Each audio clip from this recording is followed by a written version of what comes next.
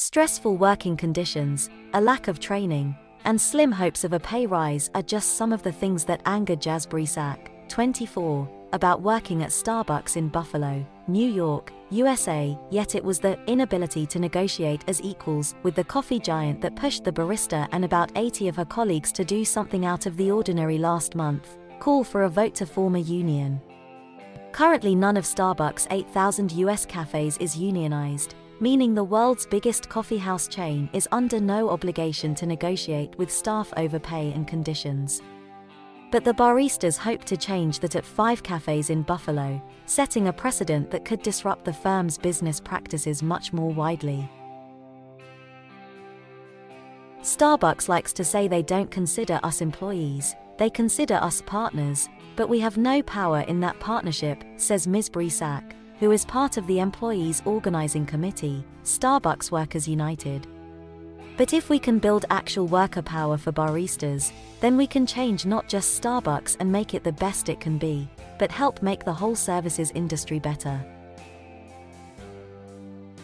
The campaign at Starbucks is just the latest example of a resurgence in U.S. labor activism after decades of decline.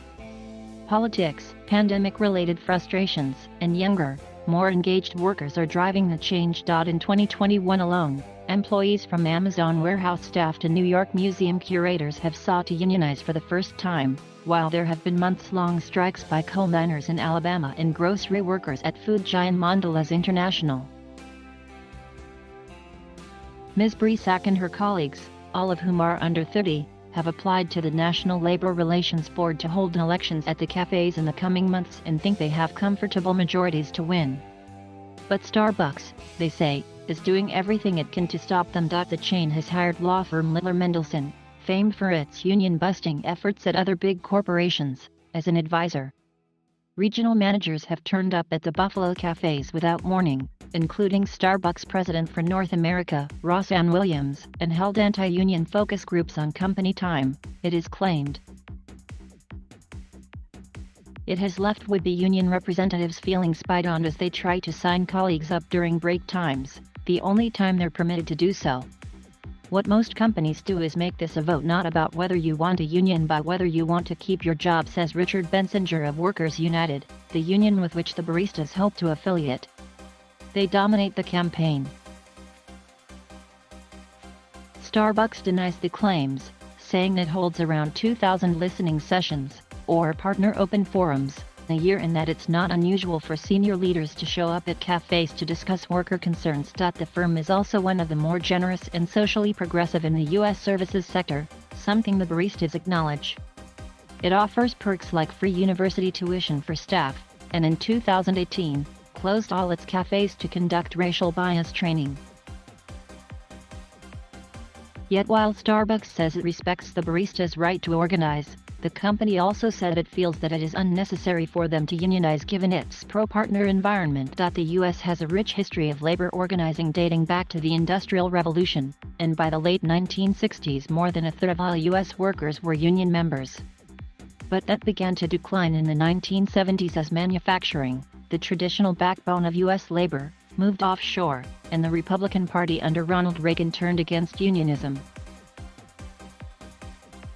Many Republican states have since brought in right-to-work laws that weaken unions, while increasingly large corporations use their vast resources to quell organizing efforts, says Dan Cornfield, an expert in unionism at Vanderbilt University. But things are changing, he says. Last year, the union membership rate edged up for the first time in years to 10.8%, while Gallup estimated 65% of all Americans approved of unions, the highest in over 2 decades. Dr. Cornfield says the election of Joe Biden, who is promised to be the most pro-union president you've ever seen, has brought organized labor back into the mainstream, while a new vanguard of younger educated professionals is driving change. Unionism is not just for blue-collar workers anymore, he says. Younger workers in the service sector and some white-collar occupations are calling for greater transparency from their employers, not just on pay but also issues like sexual harassment and racial justice.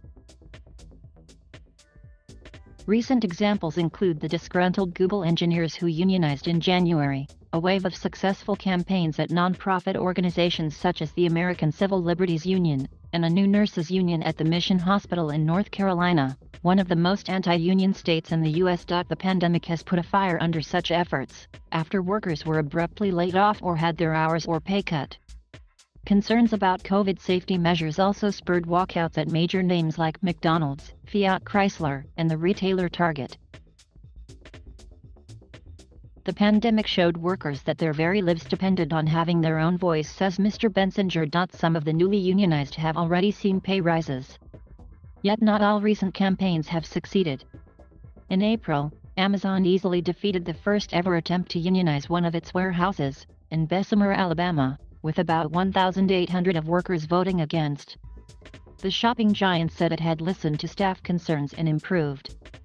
It had also warned workers that the union would collect hundreds of dollars in dues without being able to deliver changes. The NLRB has ordered a rerun after complaints of foul play by Amazon, but Gary Burtless of the Brookings Institution says the vote totals do not suggest the union organizers were remotely close to winning. He doesn't expect a big shift towards unionism, saying most low-paid workers still prefer unions in theory rather than practice.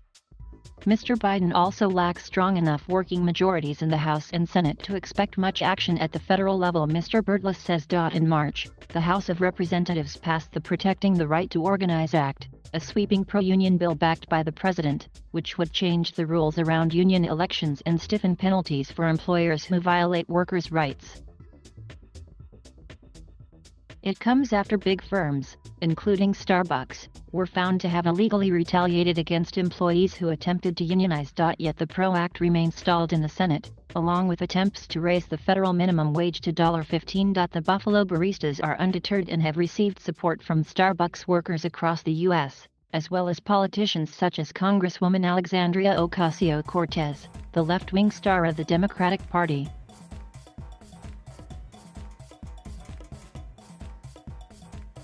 Thank you for watching. Please subscribe